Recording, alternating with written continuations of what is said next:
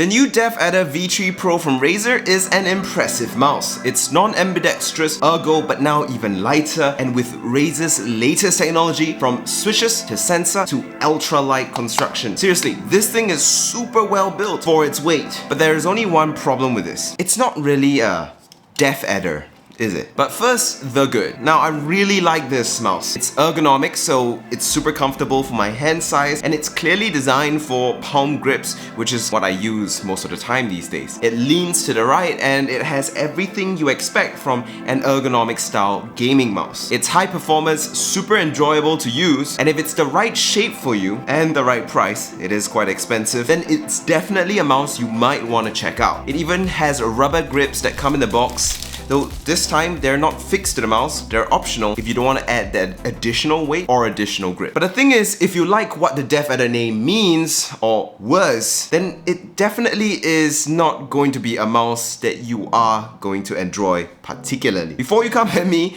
come try it for yourself. This definitely does not feel like a Razer DEATHADDER. It does fundamentally have the same principles and concepts as the 15 years of DEATHADDER that has come before it, but if you are a long-time DEATHADDER lover and you pick this up, you will know exactly what I mean when I say this. It just feels not quite true to the DEATHADDER name. Now, don't get me wrong, as I said, I really like this mouse, but after 15 years of the DEATHADDER, the V3 Pro marks a massive and rather drastic change to the Razer DEATHADDER lineup. I mean, it doesn't feel like it has the same DNA as the 15 years of DEATHADDERs that came before it. Razer recognizes this themselves and even allows users to try it before they make an official purchase so that they know what they're getting into. And while I'm sure many DEATHADDER or ergo mice lovers will love this V3 Pro, and many long-time DEATHADDER fans will probably still enjoy this, I know a lot of loyalists that will probably realize that this is vastly different and might end their journey with the DEATHADDER as their daily driver mouse. To be precise as to why this mouse feels so different, it's really all about the shape and the fact that it kinda leans to the right a little bit. Razer has made this mouse lean even further to the right, as opposed to the more flatter, centered DEATHADDER grip and designs of the past. On top of that, the hump is also a bit more extended towards the back and a bit higher at the top than other DEATHADDERs, resulting in a bump that kind of forces your hand into more of a twisted position to the right, way more than past DEATHADDERs, and it's gonna result in a rather different feeling and grip as compared to DEATHADDERs of past. Now, this is not necessarily bad. Mice like the ZXTech MPO1 and X-Lite Wireless V2 do this really well and make you grip your mouse like this, and it's extremely comfortable. And it's actually really comfortable here as well. But if you're used to the normal DEATHADDER grip from 15 years of history, you're not gonna like this. Honestly though, I don't really know exactly what's the point of this video. It's not to hate on Razer for switching it up, because I really respect them and recognize the bravery and courage needed to do something this drastic to a long-standing, well-established and widely loved and frankly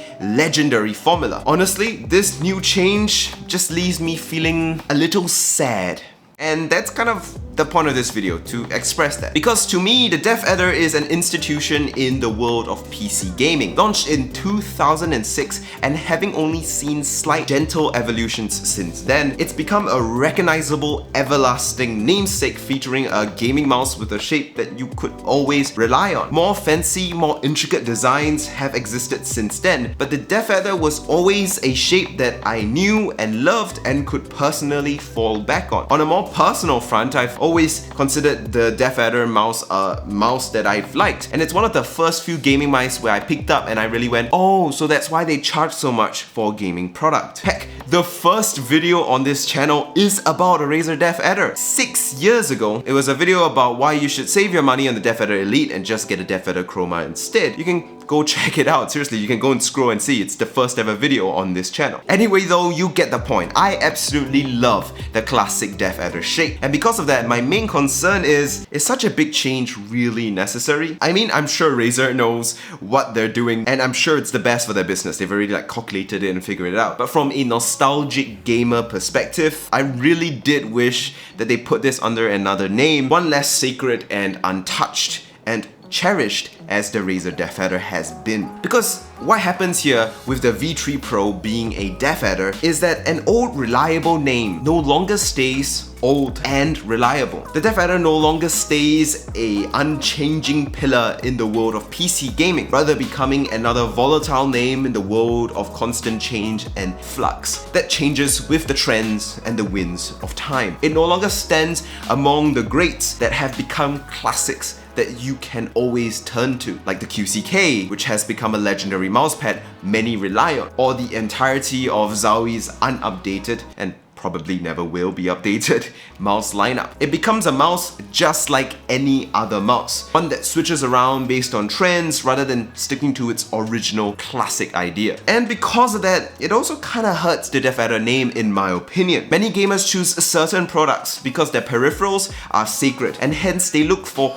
the consistent, long-standing products. If they're gonna spend thousands of hours developing skills with it and training their muscle memory on their said weapon of choice, it better be around years from now when they need a replacement so that they can preserve their muscle memory and not have to adapt, relearn everything and get used to new things, because gamers are stubborn and we cherish things that don't change. We cherish stability. The DeathAdder had that going for it, which I think is an underrated feature of some mice models and some mice brands that people don't realize. And also for the core audience of DeathAdder users from the past who want the latest cutting-edge Razer technology but with a classic shape that they know and love and trust, they are now suddenly left in a conundrum of choice or a dilemma. If they end up not liking this drastically different V3 Pro, they're kinda stuck in a hard place. Do they stock up on the Razer V2 Pros and live with slightly older generation tech? Or do they hope